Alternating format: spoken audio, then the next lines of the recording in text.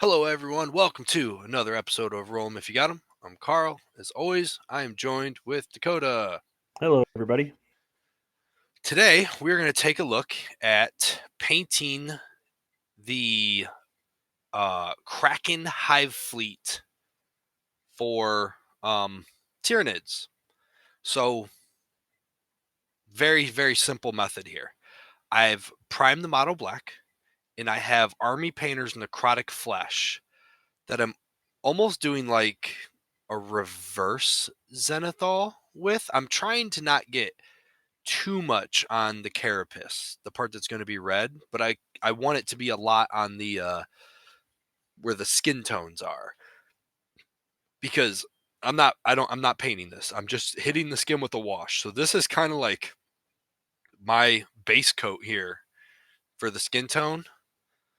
So I'm just trying to shoot it in like real thick, kind of underneath there, and then leaving some black on top to get some variations in the red later from the speed paints. I'm doing two of these guys because we're going to have some slight variations between the two. I just want to see if anything makes a difference. So I got a couple of bases here, drop a few magnets in, and then there's a reason I'm showing all this too, because we How big are those bases? those are 40 millimeters, Dakota. Oh, awesome. Yes, if you couldn't tell. So we have our two models here. If anybody wants to know, I've 3D modeled the bases. I'm gonna put them out there eventually after I get a whole line of Warhammer sized bases ready. But we'll more on that some other time. Two models here. Primed them the same at this point. Kind of tried to leave the black on the carapace, get lots of skin tones in. This was my first test model.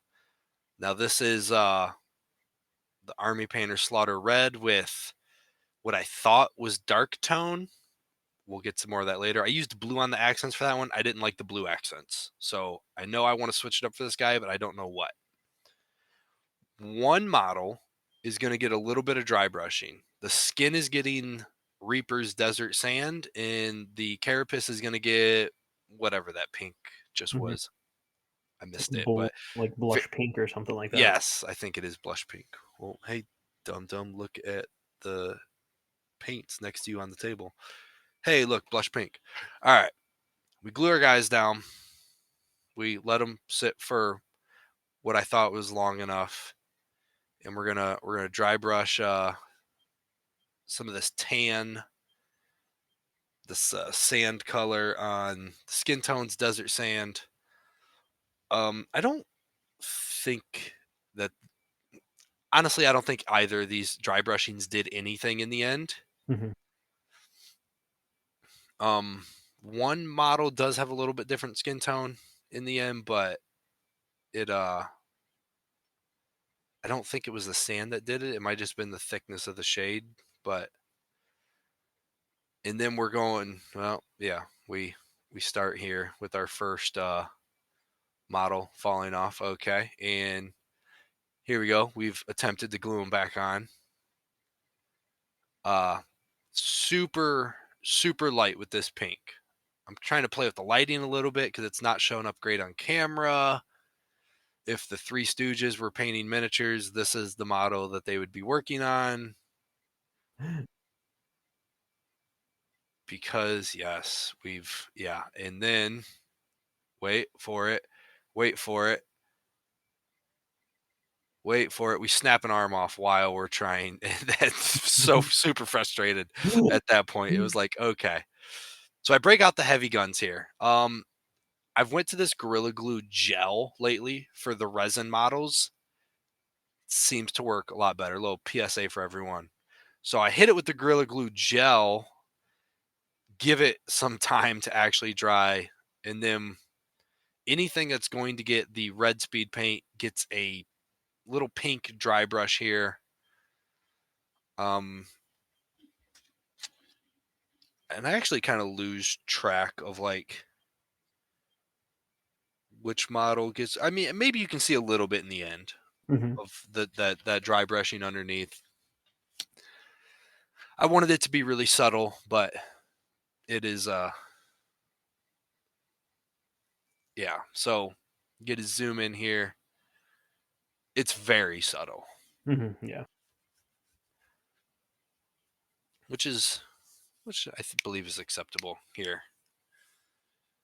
Um, you know, I'm pretty sure at this point it's going to work well with the speed paints.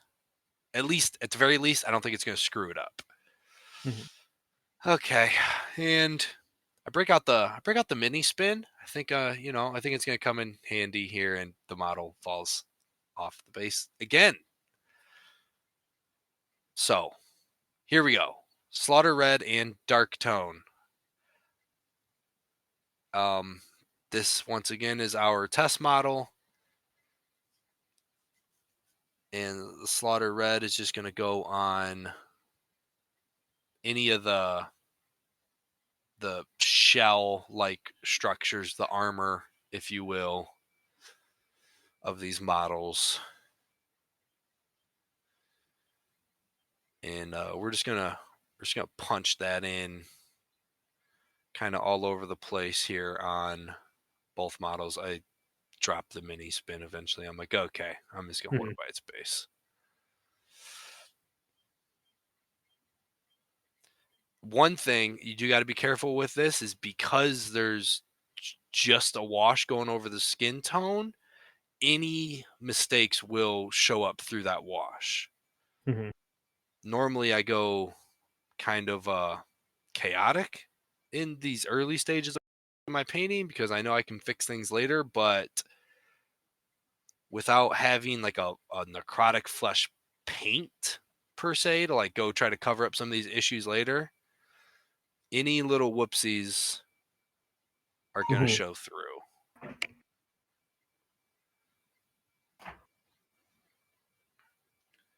And we push this through on both models basically to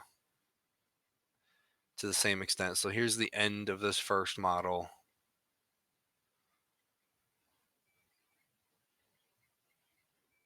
And this is not the one that got the dry brushing. This will Mhm. be the one that gets the dry brushing here. So the one with the broken tail is the one that did not get the dry brushing. Noted.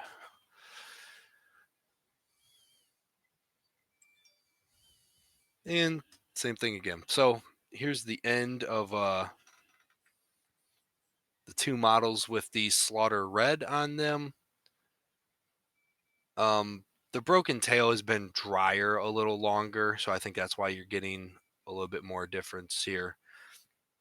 And then I decided I'm going to accent it with green instead of blue. I get speed paints, malignant green, and Reaper paints alien goo. And I just do 2 drops of malignant green, 2 drops of alien goo. It is a little thick, so I throw in 2 drops of speed paint medium. So it's one part of those 3. Then I hit like these little tendril sort of things, and then like the what we call it, the biomass like part of the gun sorta. Mhm. Yeah. And I realized that there are like this almost brain sort of texture like up here in the carapace that I've already painted red. And I didn't really give it time to dry, so I end up coming back over this green multiple times because the red didn't have time to dry and it's like bleeding in there. But I think if you were batch painting more models, obviously your paints would have more time to dry. Just In 2 between. guys is not enough here.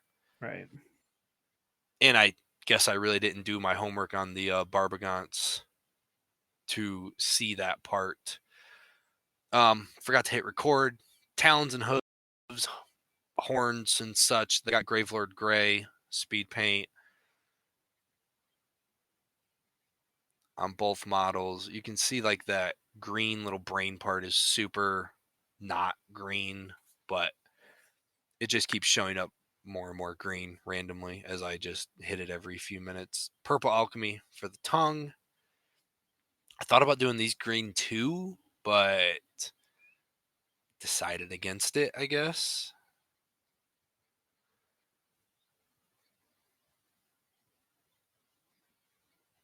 Once again, yep, going back, trying to punch some green in on this little brain part.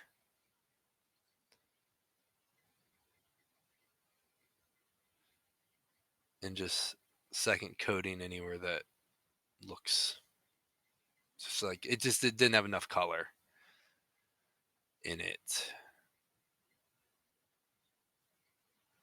Yeah, those thin colors, just you keep adding to them just to get them to like how you want them. So the dry brushed, the one that got a little bit of dry brushing is on the right there. I already don't. I don't Mhm. know. I don't think I Yeah, see any difference in, at least not in the red. We'll see once we put the wash on the skin tone. yeah. There's not too much difference really between them, from what I can tell. Drop my models 6 times. It's fine. All right. So dark tone wash. Right here is me hesitating because I'm like, am I sure I used dark tone on the original test model? I'm like, I'm pretty sure I used dark tone. So we dip it. I do dip these washes just because a little goes a long way. I take the tops off the Army Painter bottles, and I get to right here, and I realize, nope, I did not use dark tone. I'm like, this is black. I needed something with a little more brown. F. I just Like, put well, the so now we grab strong tone from Army Painter. Same thing. Pop the top. And we're just going to go right back over that spot with the strong tone. Now, first model here. Okay, so this is the one that did not get the dry brushing. The broken tail got the dry brushing, right? Now I've Mhm. confused myself. Right, All yeah. right. This one, I believe, is the one that did not get the dry brushing. He gets strong tone over the entire thing. Mhm. Just the whole model, every part of it is getting strong toned. Okay. This is him in the end. Looks, I mean, I'm pretty happy with that when you consider that he kind of only has 3 colors on him. Mhm. Yeah. Red, strong tone, and then if you had a green that was more in line with like a neon green, go for it. Or maybe Speed Paints 2.0 if they have something. I'm not sure, honestly. I know they have more colors. But second guy here, we try a couple extra things here. So we keep the strong tone to the skin tones, the hooves, hooks, uh, the teeth, those kinds of things. And we're going to use red tone for the carapace and green tone for the bio bits, I guess you would call it here. Um, the red tone on this red, I think this red was just too dark to really see a difference between the strong tone and the red tone. Oh, I just dropped one of the models for its life. I hope it didn't break. It just yeah, I think if anything, I actually think I like the strong tone better than the red tone here. Mhm. Yeah, sometimes I've used red tone before too on some models, and actually incorporating it onto the color that it is. It's sometimes hard to see the variation or the shading take effect, uh, for what I it is. almost think red tone. We'll come back to red tone. So right here, when I put this on, I had like an audible gasp almost because I was like, I like this a lot. but Hmm. I haven't messed with the tones much. This is the first time I've put the green tone in a video, I know, because I had to go get the image for it. It's been a while since I've had to go get an image for something. But I think this is the first time I've used this green tone. And I really enjoyed the green tone on the green, which kind of leads me to believe what I was about to say about the red tone. I think red tone is more for pinks Hmm. in like medium blues, Yeah. because then it'll turn that blue almost into a purple in the recesses kind of thing. Yeah. So the green I think is the biggest difference between these two models, is that one of them has a much more, like the one that got the strong tone has a little more of a, like a Death Guard kind of green, something DK, and Hmm. Yeah. whereas the one on the left has a much more vibrant green. This is me uh, attempting to put the models with the green screen. It kind of didn't really work for the photos here. I was more just playing with whether or not the green would get cut out on the green screen. It didn't, Hmm. but I was like, oh, whatever. I made the pictures. We'll leave them in. But that's pretty much it. Yeah, a few colors in a wash, or a couple washes, depending on how you want to do it. But I'm enjoying this Kraken color scheme more every time I do it, Hmm. to the point where I'm really considering going with it for the full army. Yeah, I think it looks really good. I think the green looks good. I think in this image too that we're kind of wrapping up here with, I think you can see a little bit more of that red tone. But definitely a fan of the Kraken scheme as well. Yeah, I need to spend more time on Leviathan and Behemoth, which is the Behemoth is the red with the black blue carapace. Leviathan obviously is the white, purple, little bit of red. Before I make a final decision, but I'm enjoying Kraken very well, and I like the name. I think I like Kraken the most out of the three options. So, Right, yeah. It um, sounds piratey almost. right, yeah, release the Kraken. It's just cool. It's just cool. Anything else? No, I don't have anything else. All right. Well, you guys let us know if you really spot any differences between the two, what you think of the setup, as far as just necrotic flesh and a wash, and kind of yeah, or if you Mhm. have any simple methods for quick Tyranids or anything else. But until next time, we'll see you later. Bye. Bye. Bye.